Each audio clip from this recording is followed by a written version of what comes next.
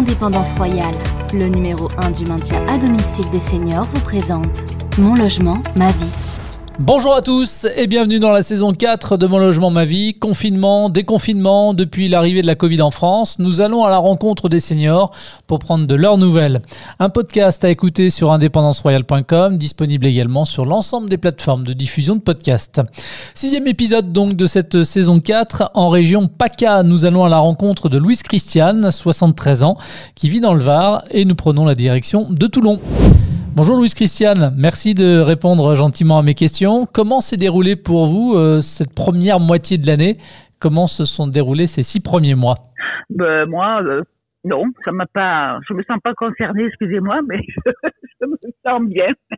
Bon, depuis le 9 juin, le déconfinement s'est de nouveau accéléré avec la réouverture des restaurants en intérieur, les cafés, les salles de sport, les piscines. Le couvre-feu est désormais supprimé. Vous en pensez quoi de tout ça?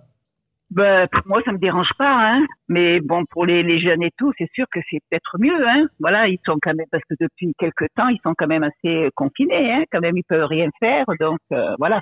Et qu'est-ce que vous pensez, vous, de ce retour à une vie un peu plus normale? Moi, j'ai dit pour attendre septembre, parce qu'en septembre, on aura une grosse surprise, voilà. C'est-à-dire? C'est-à-dire que là, on nous lâche, enfin, on fait tout ce qu'on veut, mais en septembre, de toute façon, le Covid, il est toujours là, hein. Donc, en septembre, on aura une surprise, on verra bien, hein. Vous pensez qu'il va y avoir un retour de bâton? Pour moi, oui. La fin du masque dans la rue également, vous en pensez quoi? Ça, c'est bien parce que il commence à faire chaud et supporter le masque, c'est pas facile, hein. Voilà. Puis moi, j'oublie toujours de le mettre. Chaque fois, je rentre dans un magasin, moi, c'est la réflexion, je l'ai au poignet. Et c'est vrai que, je le mets, hein, parce que c'est normal. Moi, je le supportais pas trop, quoi. Voilà. Mais pas à la respiration, parce que maintenant, il fait chaud, donc c'est plus difficile à le supporter, quoi. Voilà. Ouais. Comment est-ce que vous l'avez vécu, vous, ce 3e confinement par rapport aux 2 précédents? Normal, hein. Enfin, je veux dire, je sortais pour faire mes courses ou bouger. Je bougeais, je suis partie chez de la famille ou des amis, et puis voilà, hein. Je vous dis, je me sens pas trop concernée. C'est malheureux, mais c'est comme ça. Vous avez 73 ans. Vous êtes considérée comme une personne à risque d'un point de vue des autorités sanitaires. Oui. Est-ce que ça vous inquiète ou pas plus que ça? Non. Je respecte tout, hein. Je respecte tout ce qu'il faut, hein, tout. Mais non, pour le moment, je me sens pas trop concernée. Je suis contre le vaccin. Ça veut dire que vous ne vous êtes pas fait vacciner? Non. Pour quelle raison? Parce que je suis contre les vaccins. Sur tous les vaccins. Je me fais jamais faire un vaccin, ni pour la grippe, rien du tout. Non, je prends que des compléments alimentaires. Voilà. D'accord. Vous craignez quelque chose en vous faisant vacciner? Non. Je me sens pas trop concernée. Peut-être que j'ai tort, hein, mais bon, c'est comme ça. Bon, et sinon, dans votre famille, tout le monde va bien? Personne n'a été malade? Non, ça va.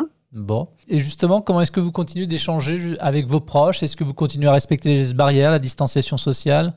Je fais attention, mais je vois mes amis. On a le masque, mais je vois quand même les amis. Et du coup, aujourd'hui, Louise Christiane, comment est-ce que vous organisez vos journées? À quoi ça ressemble pour vous, en fait, une journée type? Je bouge pas mal. Ouais. Je bouge, je vais voir des amis. Par exemple, je vais au resto si c'est sur les terrasses et qu'on est assez séparés ou quoi. Voilà quoi, mais je vais pas tout le temps au resto, mais si j'ai des amis à voir, on se retrouve 4, pas plus, et on va manger ensemble et on fait attention, voilà. Depuis que le coronavirus est en France, est-ce que ça a finalement changé vos habitudes? Est-ce qu'il y a des choses que vous faisiez avant que vous ne faites plus ou moins? Non, c'est ce que je fais pas, ce que je peux pas faire. Mais sinon, ça ne me bloque pas pour autre chose, voilà. Mais ce qu'on peut pas faire, que je peux pas faire parce que c'était les heures, c'était ci, c'était là, je le faisais pas. Ouais. Bon, sinon, non, ça m'a pas trop, non. Franchement, les gens, ils sont un peu surpris de voir ma réaction, mais c'est vrai que ça m'a pas dérangé, voilà. Non, mais c'est bien, c'est rafraîchissant aussi d'entendre ça, hein. Vos hobbies, vos passions, vous en avez, Louise Christiane? Passion voyage, c'est ça qui m'a bloqué. C'est ça qui me bloque, les voyages. Et du coup, en espérant que tout ça finisse par aller mieux, véritablement, que les confinements soient définitivement derrière nous, les premières choses que vous referez à nouveau, vous savez? Les voyages. Les voyages, si il y a les vaccinations, parce que j'ai 3 voyages là que j'ai pas fait parce qu'on me dit il faut les vaccinations, donc voilà. Donc pour le moment, j'attends, je vais voir, peut-être qu'il va falloir que je me fasse vacciner parce que j'ai ma fille qui vit en Afrique, donc si je dois partir avec elle à quelque part ou quoi, je serai obligée peut-être de me faire vacciner, mais pour le moment j'attends. Voilà. Et vos projets de voyage justement, c'est quoi alors? Alors c'était le Costa Rica, le Canada et Papette. Ah, c'est sympa voilà. Tout ça, hein. Ben oui, voir des amis, hein, c'est pour, voilà.